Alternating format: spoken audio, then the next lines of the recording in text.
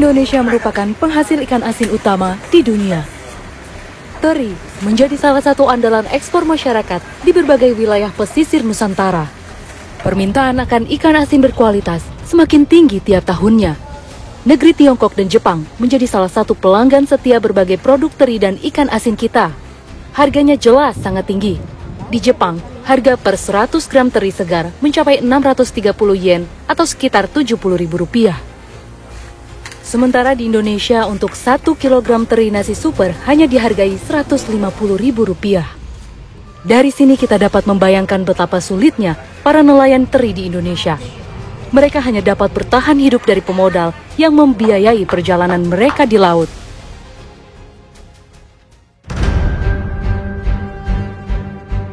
Kali ini tim Indonesiaku menuju Pulau Pasaran yang berada di Teluk Betung Barat, Bandar Lampung. Memiliki luas 12 hektar, Pulau Pasaran dikenal sebagai sentra pengolahan ikan teri terbesar di Lampung. Bahkan salah satu yang terbesar di Indonesia. Terdapat hingga 35 pengelola ikan teri yang mempekerjakan penduduk setempat sebagai buruh harian. Tingginya potensi ekonomi Pulau Pasaran memang menggerakkan perekonomian warga. Namun, terdapat ironi yang membuat saya merasa miris. Kebanyakan remaja dan anak putus sekolah dan memilih untuk menjadi buruh. Selain itu, semakin padatnya jumlah penduduk yang mencapai 1.500 jiwa, jelas berdampak pada daya dukung lingkungan sekitar. Di sebelah kiri saya ini adalah rumah-rumah panggung yang dibangun sebelum Pulau Pasaran ini semakin banyak penduduk. Nah, setelah penduduk di sini itu semakin tinggi, para warga itu gotong royong untuk menguruk menjadi tanah seperti ini, seperti yang tempat saya berdiri, karena memang kebutuhannya, ditambah lagi banyak anak-anak sehingga untuk menghindari ada hal yang tidak diinginkan terjadi. Karena lahan semakin terbatas, warga melakukan pengurukan di sekitar pulau. Dulunya, luas Pulau Pasaran hanya 8 hektar. Kini, luasnya mencapai 13 hektar. Selain untuk memperluas permukiman, pengurukan juga dilakukan untuk menyediakan area penjemuran teri. Sekarang kami sudah sampai di Pulau Pasaran dan saya akan melihat proses pengambilan beserta perebusan ikan teri di tengah laut. Emang mereka itu biasanya berangkat sekitar jam segini, jam 5 sore.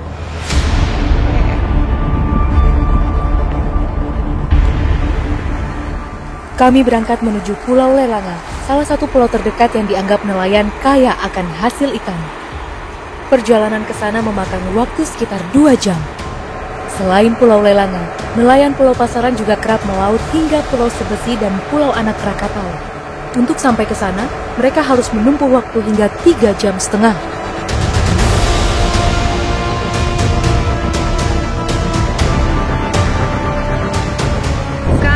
Jam 7.23 dan ini kami baru saja sampai di salah satu bagan yang dimiliki oleh nelayan. Sekarang kami akan melihat seperti apa kegiatannya di sebelah sana. Bagan yang saya datangi kali ini berbeda dengan yang ada di Bangka Belitung. Dulu saya mendatangi bagan tancap yang menggunakan kayu gelam dan bambu. Mereka bisa tinggal hingga berbulan-bulan di tengah laut. Sementara bagan yang ada di Lampung merupakan bagan kapal. Para nelayan teri di sini hanya melaut 7 sampai 10 hari lamanya.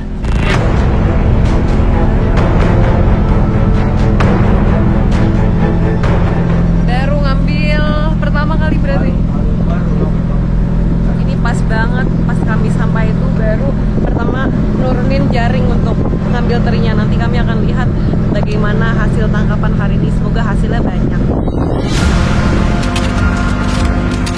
Di atas bagan ini, kami bertemu dengan Rozi dan Rofi, ayah dan anak yang mengandalkan laut sebagai sumber penghidupan. Setiap bulannya, mereka bisa menghabiskan 7 hingga 10 hari di laut lepas. Biasanya mereka bersama 2 atau 3 anak buah kapal lainnya. Sudah 3 tahun terakhir, Rofik memilih meninggalkan bangku sekolah dan bekerja di samping ayahnya. Baginya, membantu orang tua menjadi lebih penting daripada melanjutkan pendidikan.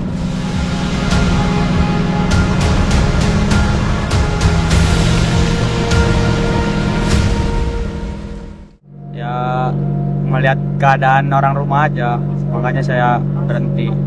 Ngerasa kayak nurun gitu. Ini ekonomi keluarga. Makanya saya ini berhenti sekolah. Jangan kayak bapaknya sangat sekolah SD aja nggak lulus, kalau bisa anaknya jangan sampai.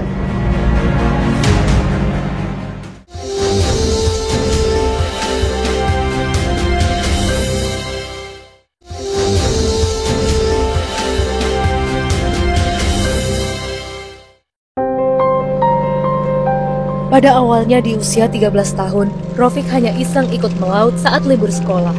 Namun ketika kondisi ekonomi keluarga memburuk, ia membulatkan tekad untuk berhenti sekolah di umur 16 tahun dan sepenuhnya ikut bekerja di laut.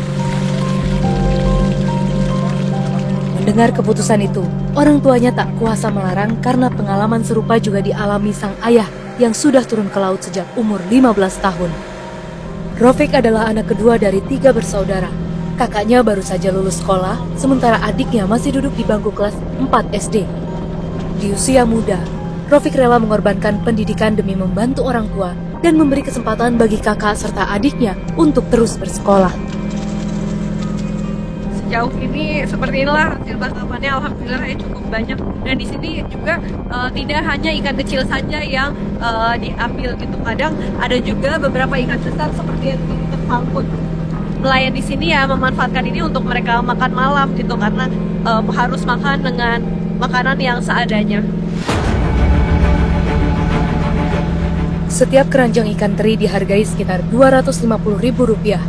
Di malam panjang ini, mereka hanya berhasil mengumpulkan 2 keranjang saja. Setelah ikan disortir, nelayan hanya bisa menunggu kapal pembeli yang datang. Hasil yang tak selalu sebanding dengan tenaga dan resiko besar yang mereka hadapi di lautan.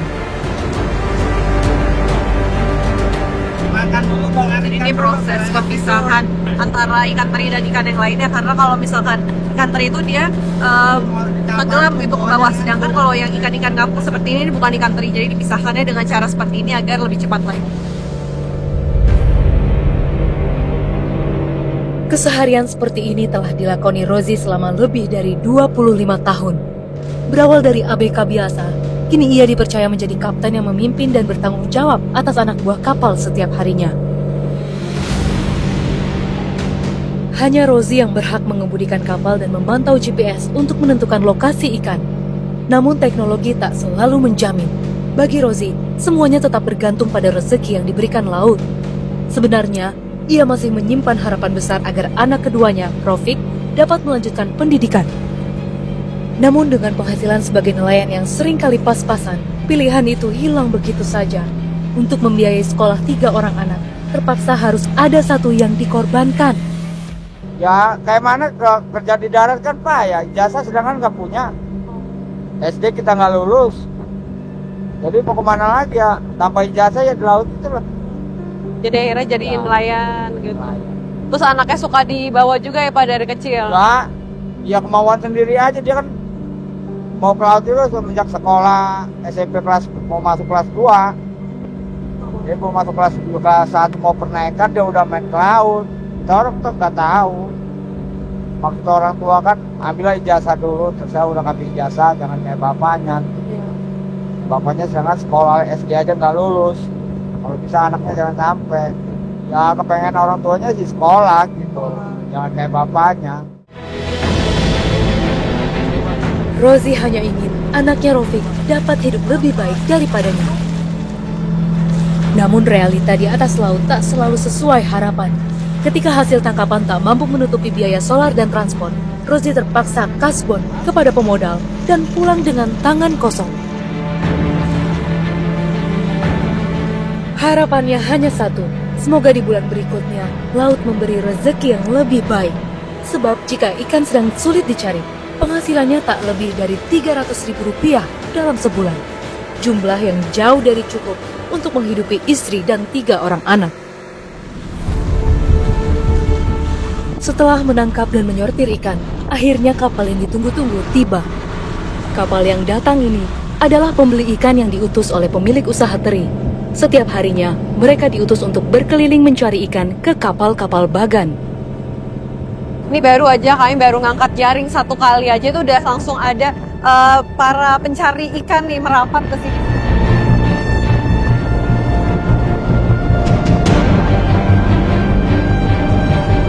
Ini tadi berangkat dari Pulau Pasaran jam berapa, Pak? 5. Oh, jam 5. Ini Bapak dari tadi udah dapat ikan teri atau baru di sini, Pak? Kita sih udah, cuma ini baru dapat tambahan biasa. Oh, gitu. Kalau keliling kayak gini biasanya bisa nyampe jam berapa, Pak, nyari ikan gitu? Biasanya sih kalau ikannya ada terus sampai pagi. Atau lihat di baganya habis, Kak. Kalau di sekiranya di daerah sini baganya habis, berarti ada ikannya. Kalau baganya sepi berarti enggak ada. Kan ikutin arah bagan aja. Oh, biasanya kita kalau mau ngambil tergantung lampunya sih. Kalau lampunya running tuh biasanya mau terikat. Kalau ini emang kenapa harus langsung direbus di sini, Pak? Ya lebih segar. Biasanya kan kalau kita dibawa pulang itu tokes gitu. Oh gitu, jadi mending direbus ya. Untuk kegiatan perebusan di kapal ini memang membutuhkan biaya yang cukup besar dibandingkan jika merebus di darat. Namun emang ini tuh harus dilakukan karena minat pasar itu mengharuskan mereka itu merebus di sini untuk mempertahankan kualitas. Di atas kapal pembeli, terdapat 5 orang kru dengan tugas yang berbeda. 1 orang menjadi pembeli, 1 nahkoda, 1 bertugas merebus ikan, 1 menyusun ikan teri, dan 1 lagi mengikat kapal. Mereka semua bekerja sebagai buruh harian dengan upah sekitar Rp150.000 untuk 1 malam. Jumlah yang hanya cukup untuk memenuhi kebutuhan sehari-hari tanpa jaminan kesehatan atau kesejahteraan. Ironisnya, di tengah besarnya potensi hasil laut Pulau Pasaran, para pekerja yang menggerakkan roda ekonomi justru hidup dengan penghasilan minim dan serba terbatas. Ini di belakang saya nih tuh di sebelah sana-sana, kalau kalian tuh banyak lampu-lampu yang sangat terang, itu adalah bagan milik nelayan lainnya yang juga sedang mencari ikan teri sama seperti di sini. Cuma untuk jaraknya cukup jauh ya di sebelah sana, jadi kita belum bisa ke sana. Di sela-sela pekerjaan, mereka memilah hasil tangkapan yang bisa disisipkan untuk makan malam.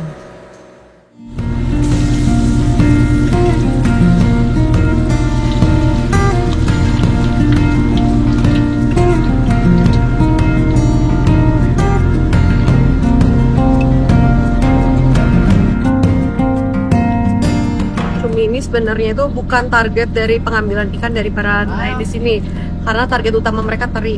Nah, tapi kalau misalkan mendapatkan cumi yang besar-besar itu untuk dijual 1 keranjang itu dengan harga yang lumayan. Karena dapatnya kecil-kecil, mereka lebih milih untuk dimasak seperti ini dan dimakan.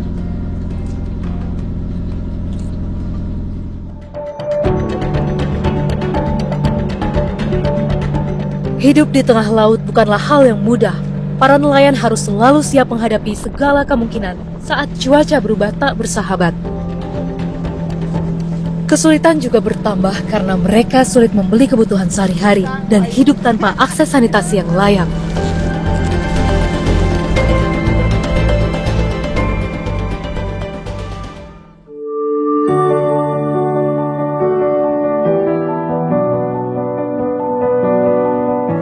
Keesokan pagi, kapal-kapal pengepul teri mulai bersandar di Pulau Pasaran. Hasil tangkapan para nelayan dipindahkan untuk kemudian dijemur dan dijual. Proses pemindahan ini juga dilakukan oleh warga lokal menggunakan gerobak dorong. Untuk 1 kali dorong, mereka mendapat upah sebesar Rp30.000.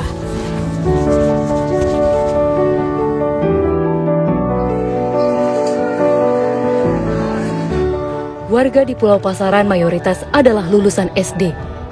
Hal ini diakibatkan oleh lokasi sekolah SMP dan SMA yang jauh dan harus menyeberangi pulau menggunakan kapal.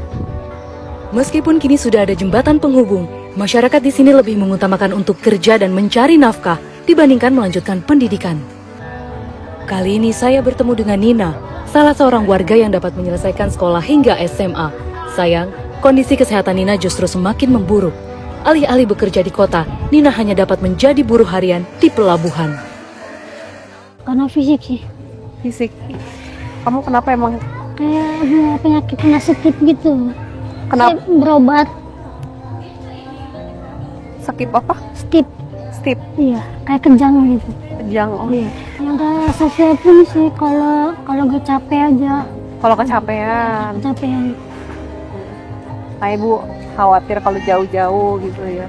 Kan setiap rutin minum obat. kalau itu Sampai sekarang? iya masih minum obat.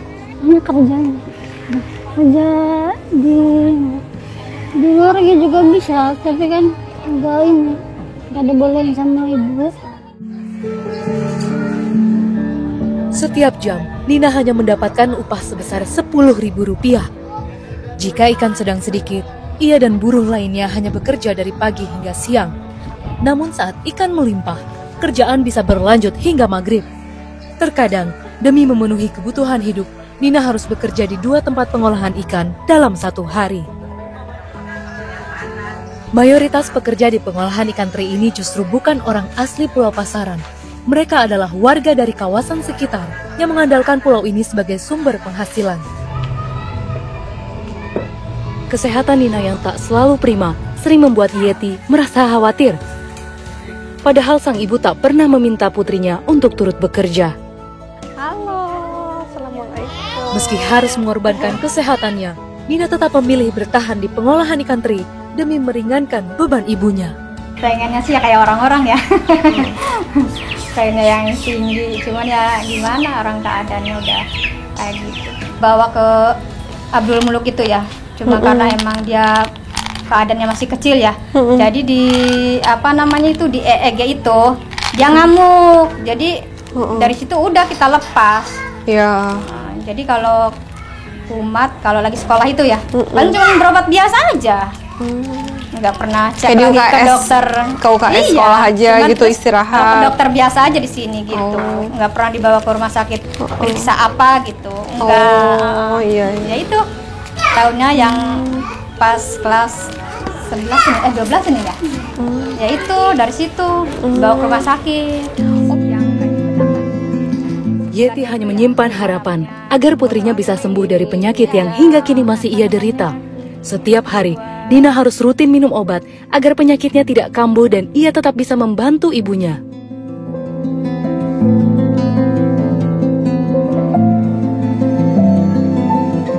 Untuk menambah penghasilan, Nina juga bekerja sebagai buruh cuci gosok.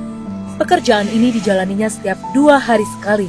Terkadang ia bekerja bersama ibunya, namun kali ini ia harus turun sendiri karena ibunya bergantian menjaga adiknya di rumah.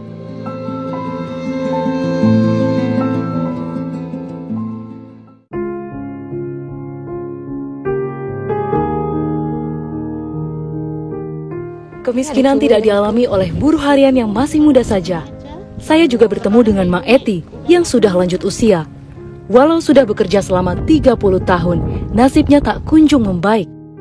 Mau tidak mau, Ma Eti masih harus mengandalkan tenaganya untuk bertahan hidup di usianya yang sudah senja. Ya udah 30 tahunan. 30 tahun.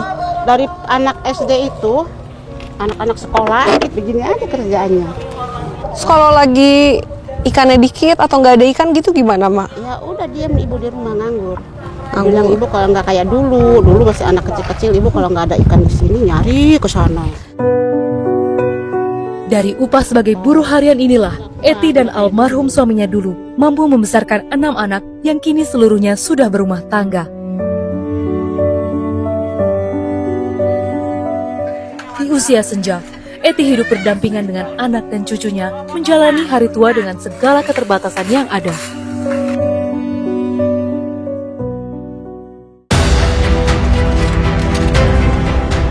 Kisah Rosi yang mewariskan pekerjaan nelayan kepada putranya, Nina yang tetap bekerja meski kesehatannya terbatas, hingga Eti yang masih berjuang di usia senja. Semua mencerminkan kerasnya realita hidup warga Pulau Pasaran. Di balik besarnya potensi ikan teri yang menghidupi daerah ini, masih banyak warga yang harus bertahan dengan penghasilan pas-pasan dan pengorbanan besar. Kesejahteraan masyarakat tak selalu sejalan dengan tingkat pendidikan. Di Pulau Pasaran, mayoritas warga memilih bekerja demi mengisi perut daripada mengejar pendidikan yang mungkin bisa mengubah nasib. Pertanyaannya, sampai kapan ikan teri bisa menjadi jaminan kesejahteraan masyarakat Pulau Pasaran?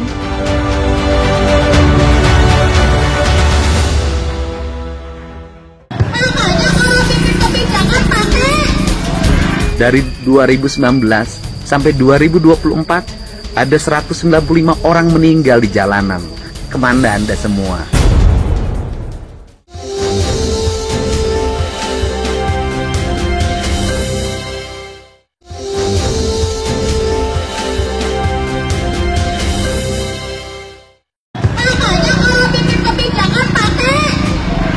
ada 195 orang meninggal di jalanan. Kemana Anda semua?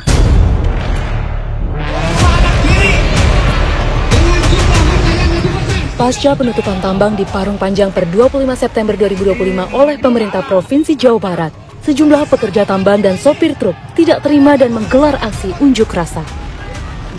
Masa aksi membakar ban dan memblokade jalan Parung Panjang menuju kawasan tambang pada Senin siang kemarin. Mereka meminta agar Pemprov Jawa Barat segera membuka kembali tambang yang dianggap sebagai sumber mata pencaharian mereka.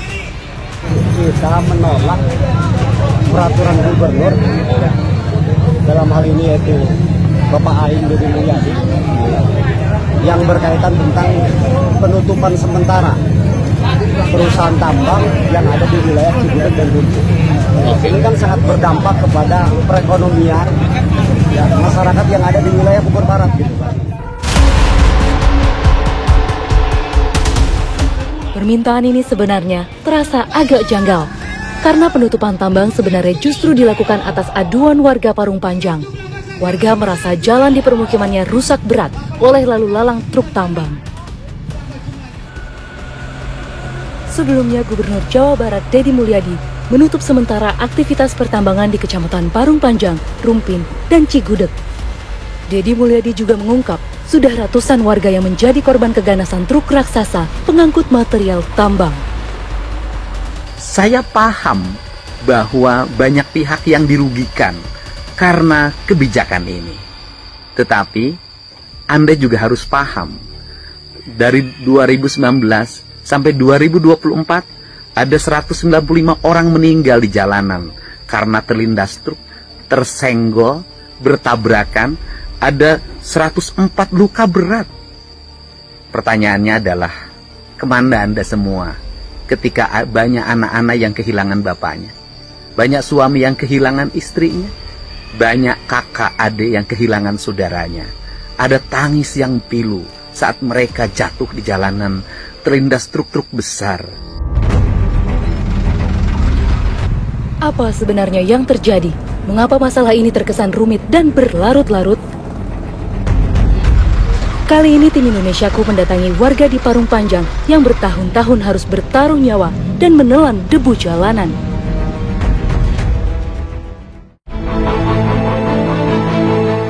Saya bertemu Devi, seorang penyintas bencana di Parung Panjang. Tepat 5 tahun yang lalu, saat Devi sedang dibonceng oleh temannya, motor yang ditumpangi Devi disalip oleh truk muatan tambang. Saat itu, supir truk tak melihat keberadaan Devi dan temannya.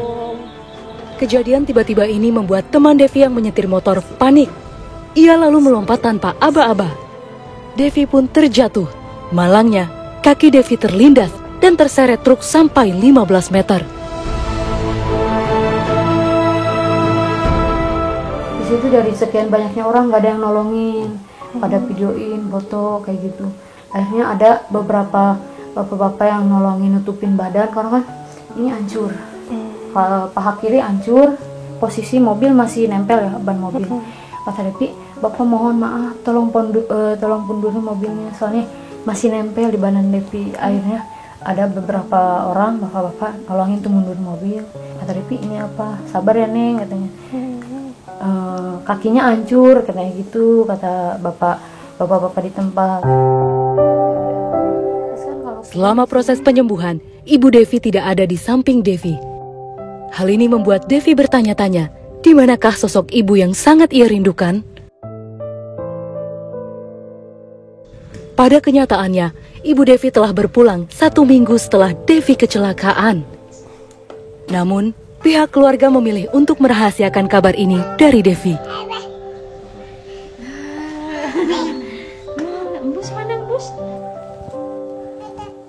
Siapa ini yang meninggal gitu, keluarga Devi kok gak ada yang ngasih tahu gitu.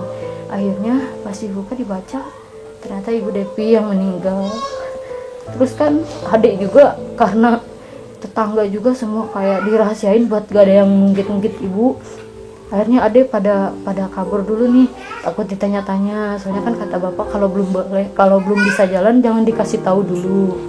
Nah setelah itu pas dibaca, kok sampai selama ini nggak tahu gitu, nggak dikasih tahu.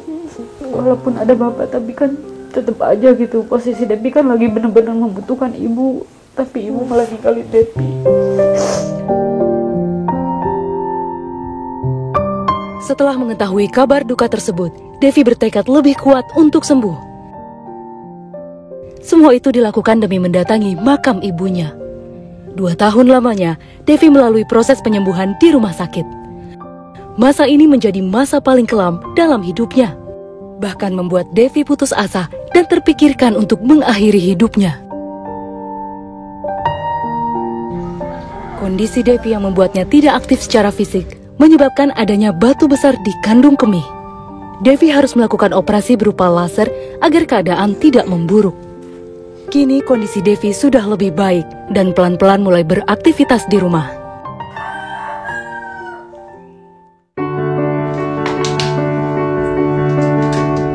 Saat kecelakaan terjadi, Sumitra, ayahanda Devi, sedang berada di luar kota. Begitu mendapatkan kabar buruk yang dialami anaknya, ia pun segera pulang keesokan hari. Sebetulnya nggak ada, cuman hanya batas di rumah sakit aja. Yang 10 hari habis 261, tiba-tiba perusahaan memberi uang kepada Pak Lurah 40 juta, tapi saya nggak nerima. Nah, nggak lama kemudian saya ngerahin masyarakat, suruh demo 3 hari, nah akhir kemudian turun. Uang 100 juta itu udah terima beres, nggak ada ini itu lagi. Uang yang 100 juta itu bukan biaya untuk Depi aja, melainkan untuk ibunya, tahlilan. Jadi kalau nggak salah uang 100 juta itu 2 minggu habis. Sedangkan saya ajuin aja, pengen 1 bulan 500.000, bantu-bantu buat beli pampers. Kata perusahaan saya udah cukup. Soalnya yang pemilik armada di sini lebih baik mati daripada hidup, karena biayanya lebih ringan mati, budgetnya 60 juta. Udah nggak kaget begitu supir laporan ngegiling orang, kenapa nggak dimatiin gitu. Sumitra sendiri pernah mengalami kecelakaan. Saat di perjalanan, motor yang ia kendarai tersenggol oleh truk bermuatan tambang. Sumitra kehilangan kesadaran diri di tempat. Pasca kejadian, supir truk yang menyenggol Sumitra langsung melarikan diri. Sementara Sumitra dibawa ke rumah sakit terdekat oleh warga sekitar. Kecelakaan itu menyebabkan 3 gigi Sumitra lepas.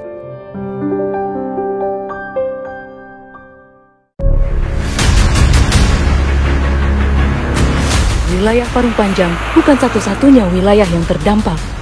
Kami bergeser ke Rumpin untuk melihat kondisi sekitar. Selain Parung Panjang, di sini di tempatnya di Rumpin, di sini juga kondisinya parah sekali karena dalam 1 menit saja pasti selalu ada saja truk bermuatan tambang yang berlalu lalang, dan ini debunya juga tebal sekali ya. Setiap ada truk yang lewat pasti debunya langsung berhamburan ke udara.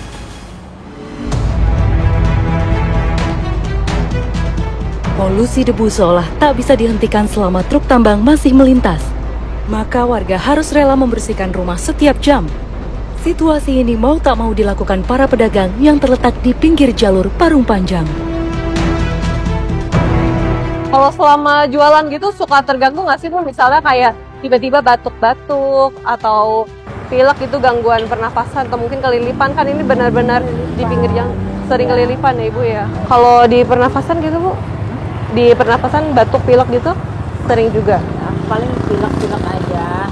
Ini debunya banyak sekali Ibu ya? Iya. Bahkan ini pasti Ibu sering sekali ngelap ya Ibu ya, tapi pasti kan karena di pinggir jalan, truk terus-menerus datang gitu, jadi debunya tetap saja ada. Nih, jadi saya baru megang bisa dilihat debunya tuh. Hitam sekali tangan saya karena debu-debu dari kelapa ini.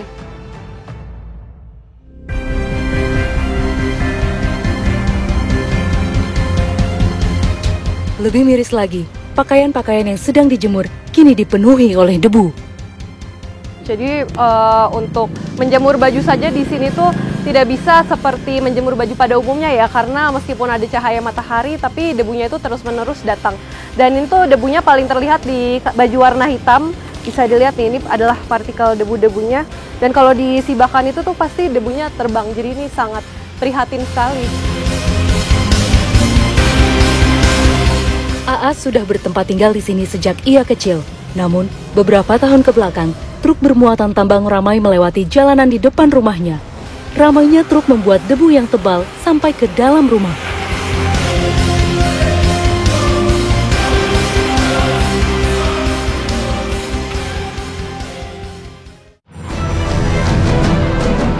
Jalur Parung Panjang menjadi urat nadi perekonomian bagi warga Jawa Barat dan Jakarta. Volume lalu lintas kendaraan semakin tinggi setiap tahunnya.